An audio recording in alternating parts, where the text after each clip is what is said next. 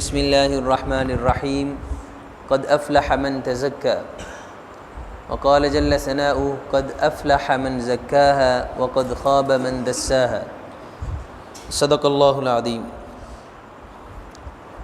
معزز سامعین کرام، اللہ تعالیٰ کا بے حد احسان ہے کہ جس نے ہمیں فجر کی نماز باجماعت ادا کرنے کی توفیق عطا فرمائی ہے۔ تو ایک بات سے ہم آج کی گفتگو کا آغاز کرتے ہیں۔ ابھی رات کو ہم بیٹھے ہوئے بات کر رہے تھے، وہ اتفاق سے بات ہونے لگی کہ ملٹی نیشنل کمپنیاں یہ روزانہ کا کتنا پیسہ کما رہی ہیں اور ہم سب کو کیسے غلام بنا لیتی ہیں، اور ہمارے ذہنوں سے ایسا کھلواڑ انہوں نے کیا ہوا ہے کہ ہم سارے کے سارے اپنے آپ کو مجبور سمجھتے ہیں ان کی پروڈکٹ استعمال کرنے پر۔ تو اس حوالے سے بات ہو رہی تھی تو ایک ہمارے محترم بھائی وہ کہنے لگے یار اس طرح کی باتیں ہمیں نہ بتایا کرو، اس سے ہم ڈسارڈ ہوتے ہیں، ہمارے اندر وہ جذبات جو ہے نا وہ مجروح ہوتے ہیں کہ ہم کچھ نہیں کر سکتے، تو پھر ہمیں ایسی باتیں کرنے کا فائدہ ہی نہیں ہے۔ تو یہ جو لفظ ہے نا کہ ہم کچھ نہیں کر سکتے اور ہمیں ایسی باتیں کرنے کا فائدہ ہی نہیں ہے، یہ لفظ بڑا عجیب ہے۔ ہمارے ہاں بھی عموماً ایسے ہی ہوتا ہے، لوگ کہتے ہیں او مولوی صاحب تے کنوں کنوں سمجھاؤ گے تو ساری ہیں میں نے۔ یہ جو الفاظ ہیں نا کہ یہاں پہ ساری ایسے ہیں، کس کس کو سمجھاؤ گے؟ یہ الفاظ بڑے عجیب ہیں، بڑے گمبھیر ہیں اور بہت بڑے الفاظ ہیں۔ اگر یہی الفاظ ہم نے اپنا لیے نا اپنی زندگی کے اندر تو یقین مانے معاشرہ سارا تباہ ہو جائے گا۔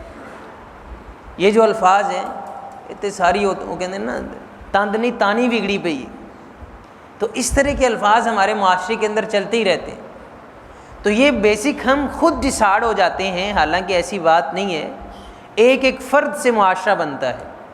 اللہ کے رسول صلی اللہ علیہ وسلم نے جب اسلامی معاشرے کا آغاز کیا تھا تو ایک ایک فرد کو اللہ کے رسول صلی اللہ علیہ وسلم نے اکٹھا کیا تھا اور ایک پاور بنائی تھی۔ اسی لیے علامہ اقبال نے بھی کہا تھا افراد کے ہاتھوں میں ہے اقوام کی تقدیر، ہر فرد ہے ملت کے مقدر کا ستارہ۔ ہمیں مسئلہ اصل میں یہ ہے کہ ہم خود اپنے آپ کو بدلنا نہیں چاہتے تو ہم اس کو معاشرے کے اوپر تھوپ دیتے ہیں۔ آپ کسی کو یہاں پہ سمجھائیں تو وہ کہے گا مولوی صاحب اتنے ساری یہ میں کرتے پھرتے ہیں، تسی مینوں سمجھان لگ پے جی، گویا کہ میں بھی نہیں بدلنا چاہتا۔ ہم سارے یہ چاہتے ہیں کہ ہمارے ملک کے اندر اسلامی نظام آ جائے۔ سارے آپ سب سے پوچھ لیں،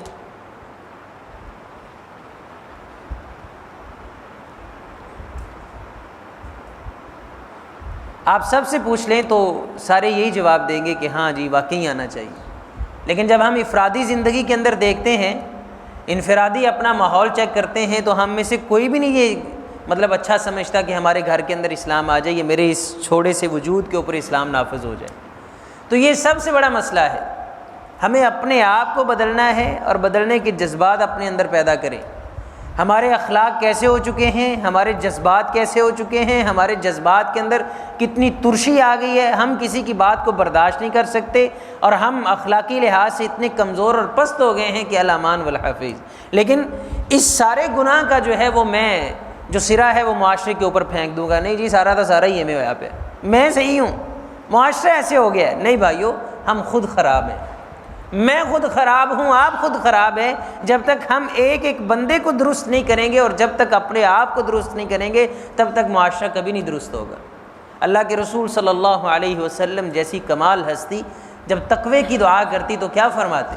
ایسا نہیں فرماتے تھے کہ اللہ ہمیں تقوی دے دے، اللہم آت نفسی تقواہا وزکیہا انت خیر من زکاہا انت ولیہا ومولاہا۔ اے اللہ میرے اس نفس کو تقوی عطا کر دے، مجھے بنا دے کہ میں ہمیشہ تیری رضا کے مطابق زندگی بسر کروں اور تجھ سے ڈرتا رہوں، مجھ سے کسی مسلمان کے اوپر زیادتی نہ ہو، مجھ سے کوئی گناہ نہ ہو جائے، میری زبان کسی کے جذبات کو زخمی نہ کر دے، میرا ہاتھ کسی پر ظلم نہ کر دے۔ اللہم آت نفسی تقواہا، مجھے تقوی دے دے، وزکیہا انت خیر من زکاہا، میرے اس چھوٹے سے وجود کو پاک کر دے، ہر طرح کے عیب سے پاک کر دے، میرے نفس کو پاک کر دے۔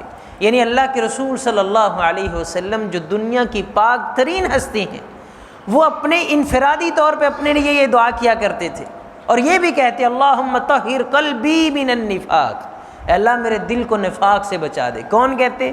اللہ کے رسول صلی اللہ علیہ وسلم۔ نفاق، نعوذ باللہ، اللہ کے رسول ہیں، یعنی کائنات کی عظیم ترین ہستی، اور اپنے لیے دعا کرتے ہیں اللہ مجھے منافقت سے بچا لے، استغفر اللہ۔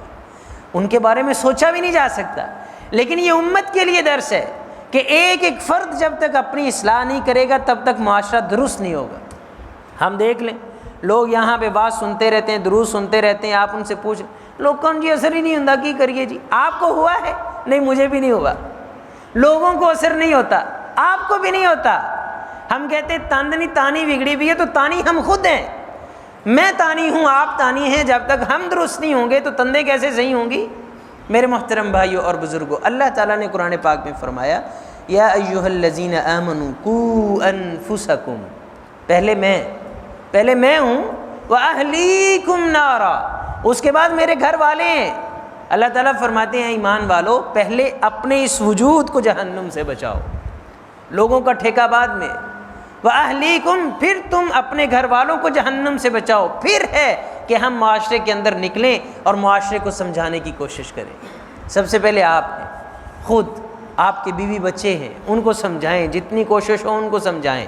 میرے محترم بھائیوں اور بزرگوں، یہ واضح دلیل ہے، سیرت ابراہیم کا پیغام ہی یہ ہے کہ کائنات کے اندر تمہاری کوئی بات سنے نہ سنے، ساریاں تانیاں ہی بگڑیاں پہن، لیکن ایک ابراہیم کو اپنا عقیدہ درست رکھنا ہے، ایک ابراہیم کو اپنا قبلہ درست رکھنا ہے، ایک ابراہیم کو یہ کہنا ہے وجہت وجہی للذی فطر السماوات والارض حنیفا، ایک ابراہیم کو یہ کہنا ہے ان صلاتی و نسکی و محیای و مماتی للہ رب العالمین۔ اگر نعوذ باللہ ابراہیم بھی ویسے ہی ہو جائیں تو کیا بنے گا؟ اس لیے ہمیں معاشرے کے اندر ایسا کام کرنا ہے جس سے معاشرے کی اصلاح ہو، اپنا کردار پیش کریں۔ سب سے پہلے ہم اپنی اصلاح کر لیں، یہ بات اپنے ذہنوں سے نکال دیں جو ہمارے ذہنوں کے اندر آ گئی، کہتے بندہ کنوں سمجھائے، پہلے ہم اس نفس کو سمجھا لیں۔ جب اس کو میں سمجھا لوں گا نا اپنے آپ کو، آپ اپنے آپ کو سمجھائیں، اپنی اصلاح کریں۔ جب ہم اپنی اصلاح کر لیں گے تو انشاءاللہ معاشرے کے افراد ہمارے لیے خود بخود آسان ہو جائیں گے، ان کی اصلاح کرنا بھی ہمارے لیے آسان ہو جائے گی۔